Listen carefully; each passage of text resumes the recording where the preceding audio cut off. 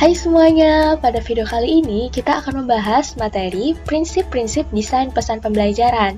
Nah, video ini merupakan kelanjutan dari video sebelumnya yang akan berfokus untuk membahas pada sub-materi yaitu prinsip memori pada mata kuliah desain pesan pembelajaran. Yuk simak terus videonya. Sebelumnya, perkenalkan nama saya Ziva Fauziah dengan NIM 20110210113, Program Studi Teknologi Pendidikan semester 3. Langsung saja kita pada pembahasan yang pertama, yaitu prinsip memori.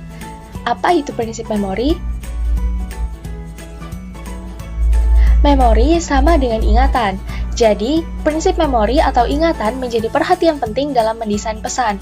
Hal ini berkaitan dengan karakteristik pesan yang dapat diterima secara visual dan audio.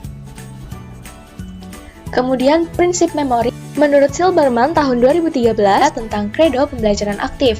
Yang pertama adalah apa yang aku dengar, aku lupa. Yang kedua, apa yang aku dengar dan lihat, aku mengingatnya sedikit. Kemudian, apa yang aku dengar, lihat, dan tanyakan atau diskusikan dengan orang lain, aku paham.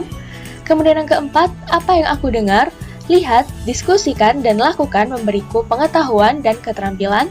Dan yang kelima adalah apa yang aku ajarkan kepada orang lain, aku menguasainya. Kemudian pada prinsip memori ini terdapat beberapa aspek yang perlu diperhatikan.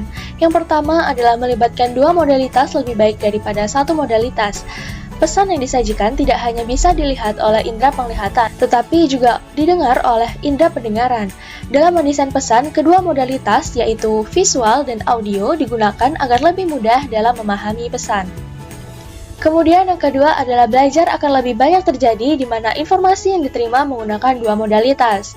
Penggunaan dua modalitas tidak hanya berupa penglihatan dan pendengaran, dapat juga berupa penglihatan dan sentuhan atau gerak. Penggunaan lebih dari satu modalitas juga sebagai upaya mengakomodasikan gaya belajar pembelajar. Kemudian yang ketiga adalah pesan konkret lebih mudah diasosiasikan dan diingat. Dalam mendesain pesan, perhatikan pula kejelasan dan ukurannya. Lebih spesifik, suatu objek dan gambar akan lebih mudah diingat, contoh penggabungannya antara gambar dan teks, seperti pada gambar berikut. Kemudian yang keempat adalah untuk pembelajar, pemula dimulai dengan menyajikan pesan-pesan yang konkret. Untuk pemula, disarankan menggunakan pesan dalam bentuk contoh-contoh, ilustrasi, analogi, model, dan diagram. Kata-kata yang digunakan adalah kata lumrah bagi pembaca sehingga mampu dicerna maksud setiap katanya. Kemudian yang kelima, keterampilan psikomotor dan belajar hafalan lebih mudah diingat melalui praktik daripada penjelasan verbal. Aktivitas nyata ternyata sangat besar pengaruhnya terhadap pembelajar dalam mengingat konsep maupun prosedur yang rumit. Hal ini dapat dicontohkan sebagai belajar mengaktifkan komputer. Langkah-langkah tersebut akan lebih mudah diingat dan bertahan lama di memori bila dipraktikkan. Kemudian yang keenam adalah materi baru memerlukan waktu dan pengulangan. Pengulangan dapat digunakan untuk meningkatkan pemahaman dan daya ingat terhadap suatu konsep. Pengulangan bisa dilakukan dengan pencantuman teks, gambar, diagram, atau focus point. Penggunaan prinsip ini mesti berhati-hati agar tidak terkesan monoton. Yang ketujuh adalah transfer pengetahuan dalam situasi nyata meningkatkan daya ingat. Aplikasi prinsip ini dapat diberikan dengan pemberian tugas-tugas, latihan praktik, eksperimen, maupun pekerjaan rumah.